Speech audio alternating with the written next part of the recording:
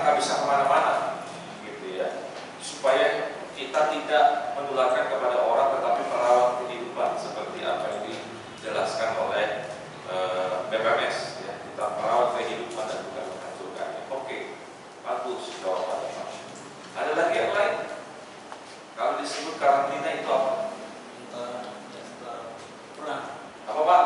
Tentara yang pulang dari medan perang. Wah, tentara yang pulang dari medan perang karena mereka mungkin selain psikologinya, karena melihat banyak orang yang mati, terbunuh dan segala macam, dan juga luka-luka mereka dibutuhkan karantina untuk merawat, dan kalau sudah utuh kembali, sudah whole kembali, maka mereka bisa pulang kembali, gitu ya. Oke, good Pak.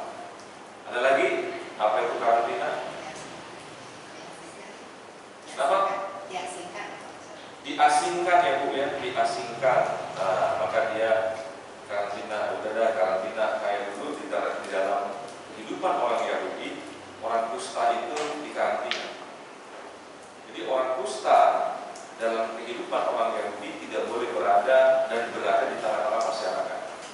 Jadi mereka ada di sebuah wilayah yang jauh dan itu ada di dalam goa-goa.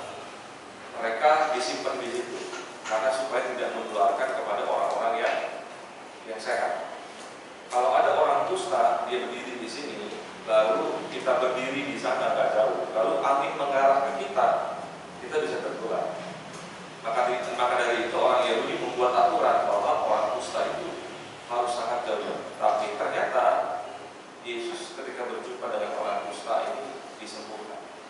10 orang kusta datang, ya kan? Tapi yang nyampe sama Yesus berapa orang? Cuma satu. Ya, sisanya kemana?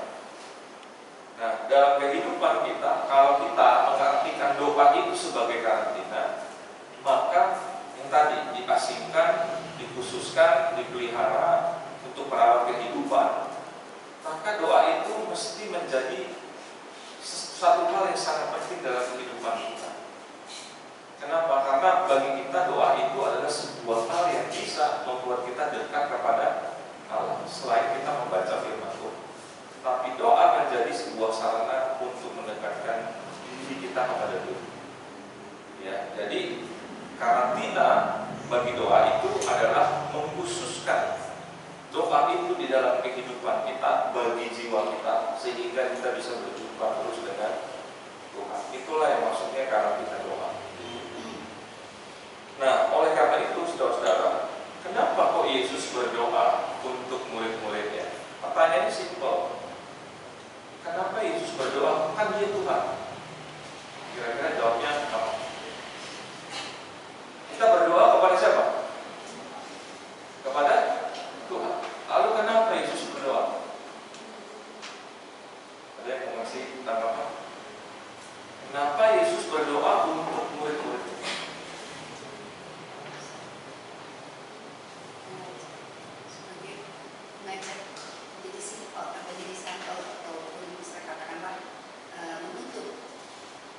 Menjadi sampel, menjadi contoh, menjadi teladan supaya kita meniru apa yang Yesus lakukan, gitu ya.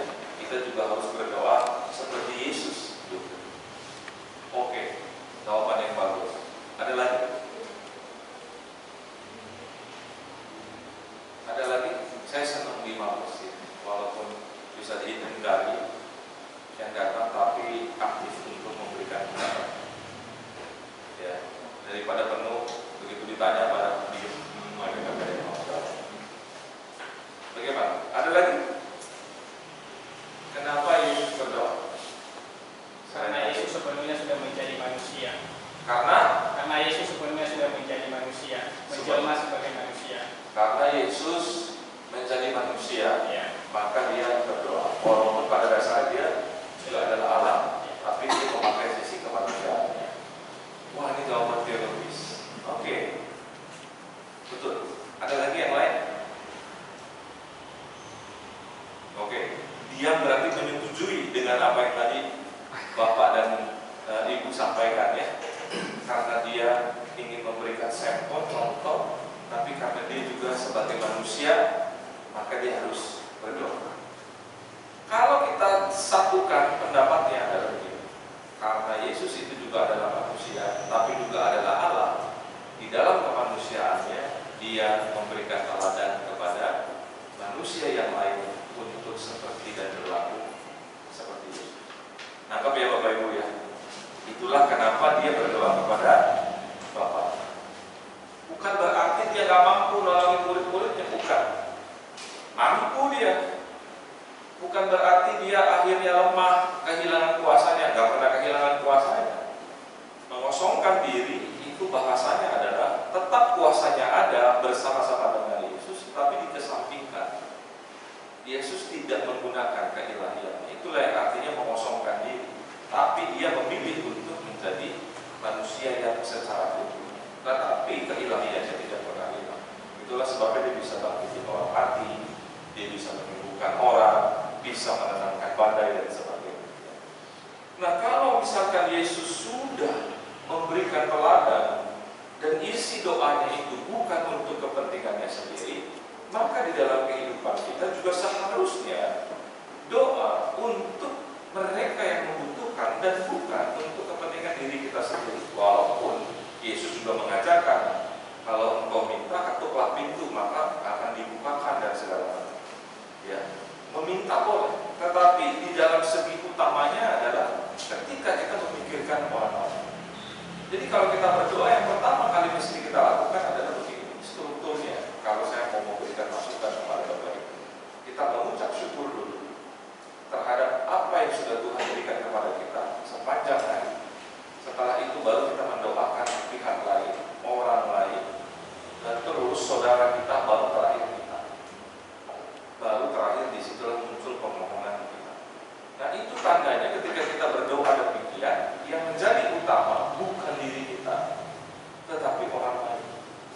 Dan disitulah yang dikatakan oleh Paulus, aku berbahagia ketika aku masih mengingat engkau. Ya, aku bersyukur bahwa aku masih mengingat engkau dalam doa. Nah, artinya apa? Mengasihi orang lain dalam tindakan yang nyata, oke, tetapi juga harus di dalam doa. Nah, pertanyaannya, seberapa banyak yang doa kita naikkan kepada Yesus, isinya itu mendoakan orang lain? Atau justru kita lebih banyak mendoakan untuk kepentingan diri kita sendiri, walaupun pada prinsipnya tidak sama, gitu ya. Nah, tetapi yang diteladankan oleh Yesus di sini adalah ketika Dia berdoa untuk para muridnya supaya saling mengasihi satu dengan yang lain.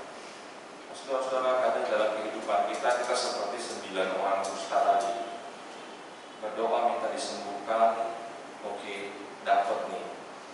Dan begitu dapat, kita lupa datang kepada Tuhan untuk bersyukur.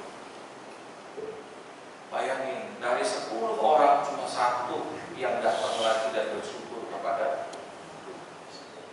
Yang 9 orang kemana? Cuma mau mintanya doang, tetapi setelahnya tidak mau datang lagi kepada Allah untuk mengucap syukur karena sudah memberikan kesembuhan. Nggak ada niatan untuk itu. Apa kita menjadi pribadi yang seperti itu? Menjadi pribadi 9 orang kusta yang tidak tahu diri, hanya maunya minta doang, tapi ketika kita sudah dapat, kita nggak balik kepada Tuhan. Atau justru kita seperti seorang Samaria yang satu itu, ketika dapat disembuhkan, dia berdoa, terima kasih Tuhan untuk setiap hal yang boleh terjadi. Itu pun dalam segi yang positif. Ketika kita merindukan sesuatu, gitu ya, maka kita berdoa. Tapi ketika dalam kehidupan kita berjumpa dengan hal-hal yang hati kita ini merasa resah dan kita terus merasakan kesulitan, entah itu kegagalan, diputus cinta, gitu ya, difitnah orang, ya, tidak mendapatkan yang kita inginkan dan sebagainya. Apakah kita dalam situasi itu juga mau datang sama Tuhan? Tuhan, saya gelisah, hati saya resah, saya dilukai, saya difitnah, saya gagal. Apakah kita mau juga datang kepada Dia atau justru kita mengeluh? Dia datang, ngeluh tentang ini, ngeluh tentang itu, ngeluh tentang itu. Dan kalau kita sudah terbiasa ngeluh, maka akhirnya kita akan terbiasa menjadi pribadi yang sering menuntut.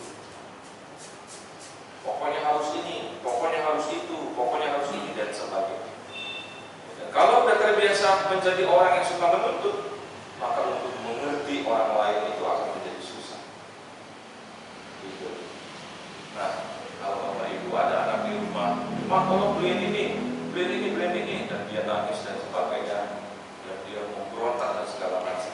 Nah, kita refleksi, jangan-jangan dulu ya kita tidak memberikan teladan untuk mengucap syukur dalam segala keadaan kepada yang bersama. Gitu. Nah, oleh karena itu, bagaimana supaya kita bisa menjadi pribadi yang menganggap doa itu sebagai karantina bagi jiwa kita? Ya. Yang pertama adalah mengimani Kristus dengan dalam.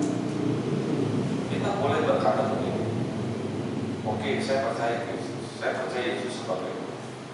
Tetapi di dalam tindakan kita sehari-hari kita tidak menunjukkan hal tersebut. Kita masih memperlakukan orang dengan sembarangan. Kita masih membicarakan orang dengan sesuka kita. Kita masih memperlakukan orang dengan tidak hormat. Gitu. Bagaimana mungkin kita mengatakan bahwa oke, aku mengasihi Yesus, saya percaya kepada Yesus dengan sepenuh hati, tapi kita tidak pernah rajin ke gereja, tidak pernah berdoa, tidak pernah baca Alkitab. Jadi kata-kata itu menjadi kata-kata yang basi. Kalau kita betul-betul mengatakan aku mengasihi Kristus, maka relasi kita dengan Kristus itu harus kita bangun secara utuh, secara baik, secara alami. Saya itu kemarin susah payah gitu ya, capek sekali. Kebetulan kemarin saya nggak mau pamer ya. Kebetulan kemarin saya merayakan ulang tahun. Bukan saya yang merayakan itu. Nah, jadi ada kesibukan yang segala macam gitu. Lalu di satu titik saya berpikir, apakah ini yang dikehendaki oleh Tuhan, sukacita terus gitu ya dalam kehidupan kita? Atau ketika kita mendapatkan hal-hal yang susah kita tetap sukacita? Bagaimana supaya kita bisa tetap sukacita dalam setiap keadaan, merasakan damai sejahtera ini? Maka satu hal yang penting yang bisa saya temukan adalah membangun relasi yang intim dengan Tuhan. Kalau kita berdoa kepada Tuhan, tapi kita nggak percaya sama Dia, nggak punya relasi yang intim, maka doa kita itu akan menjadi cuma-cuma sia-sia. Tapi ketika kita berdoa dengan kepenuhan hati, dengan kesungguhan hati, gitu ya, bahwa kita itu mau menerima apa yang Tuhan mau berikan kepada kita, kita belum. Nah, itu yang pertama. Yang kedua adalah ketika berdoa harus punya iman yang teguh. Kenapa harus punya iman yang teguh? Karena jawaban doa itu kan biasanya ada berapa? Jawaban doa itu biasanya ada berapa? Ada apa? Ada berapa? Tiga. Apa aja tuh? Ditangguhkan, tunggu itu ya berarti ya. Bahasanya udah kayak bahasa pengadilan di bawah. Ditangguhkan gitu ya. Terus apa lagi? Diiyakan. Terus apa lagi? Ditolak. Gitu ya. Ditolak. Kasasinya ditolak. Kagak bisa maju udah gitu. Nah, saudara, respon kita apa? Ketika dijawab Tuhan oke, dikasih. Responnya apa? Kasih saya, ucap syukur kan? Ucap syukur. Kalau jawaban ditunggu, sikap kita apa? Sabar. Hah? Apa Pak? Kecewa. Bapak disuruh nungguin kecewa. Jangan dulu Bapak nembak istrinya, istri ya. Tunggu ya, kata istrinya, calon istrinya dulu kan. Oh dia kecewa, dia disuruh tunggu doa gitu.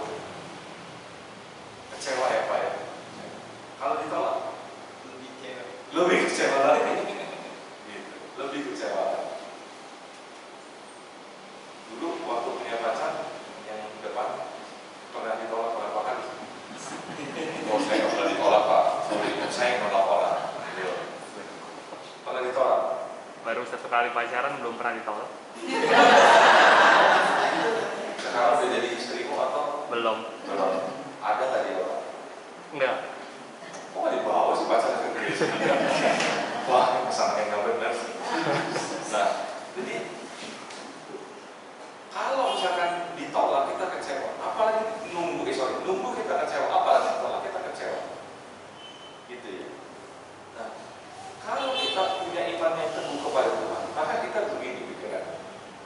saya nggak dijawab-jawab.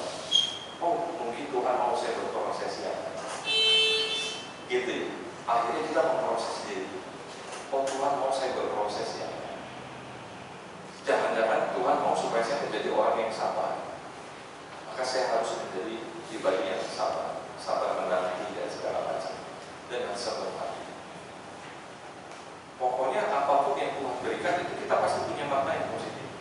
Lalu ketika ditolak, gitu ya, maka kita juga punya pikiran yang baru. Oh, mungkin ini bukan terbaik buat saya. Gitu. Berarti mungkin bukan yang terbaik buat saya. Ya sudah, nggak apa-apa. Kalau kita punya iman yang teguh, maka ya kita akan berpikir bahwa begini, apapun jawaban Tuhan akan saya beri. Karena Tuhan pasti tahu memberikan yang terbaik kepada anak-anak. Gitu. Nah, berikutnya yang terakhir adalah yang ketiga. Ketika kita doanya dijawab oleh Tuhan, maka harus tahu diri. 9 orang kusta itu tidak tahu diri. Tetapi hanya 1 orang yang tahu diri ketika menerima kebaikan. Coba sekarang tempatin diri kita sebagai guru. Bapak sudah kasih segala sesuatu kepada dia misalnya. Segala sesuatu dia terima, tapi dia nggak pernah balik ke Bapak ngomong begini. Thank you ya Pak. Perasaan Bapak tuh kecewa. Gede ya Pak ya. Gede buat nih orang kagak tahu diri banget nih ya. Begitu ya. Betul nggak Bapak? Betul. Tapi kalau Yesus nggak begitu.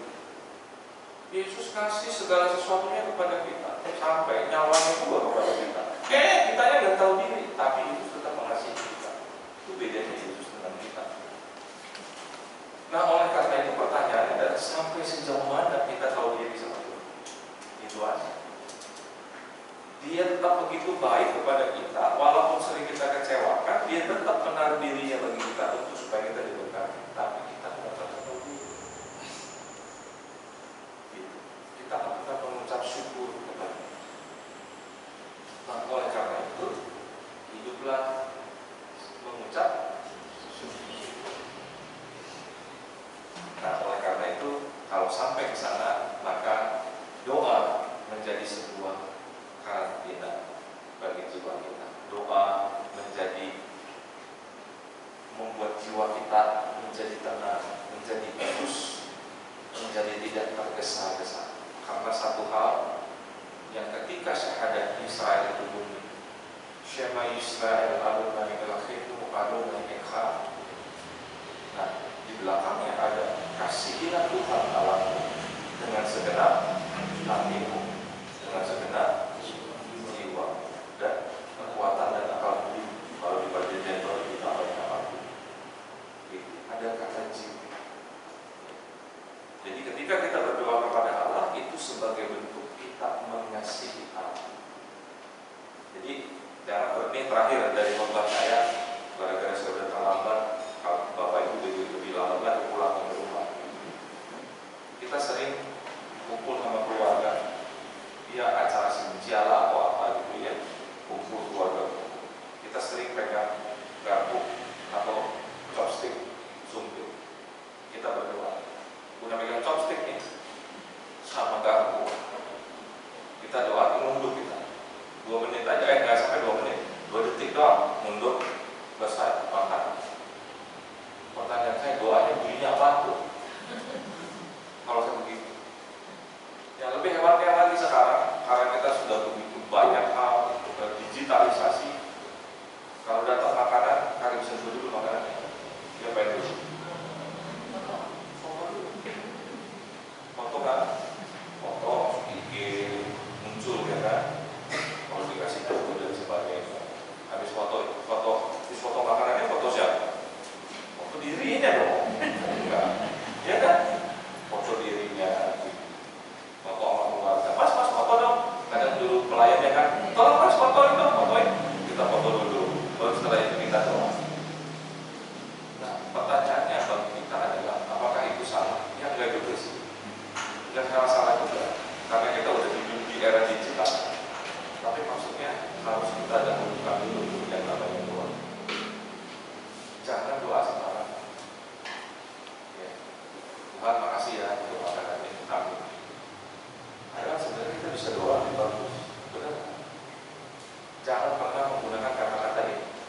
Usahakan menerima doa yang tulus hati, walaupun itu singkat. Jangan pakai alibi itu.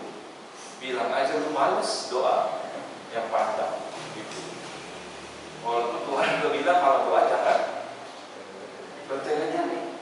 Memang betul, masuk kamar, itu ya punya privacy, doa sama dia yang secara khusus. Itu betul.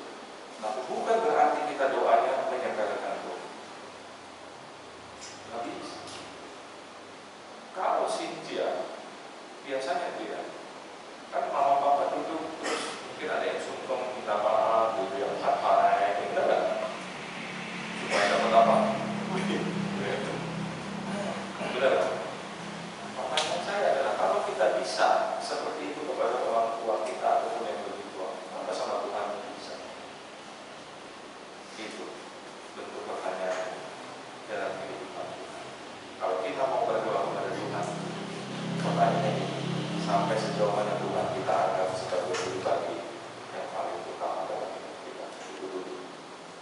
Kalau dia yang paling utama, yakin dan percaya, apapun doa yang Bapak berikan kepada Tuhan pasti juga. Kadang kita sering, kenapa ya Tuhan gak jawab doa saya?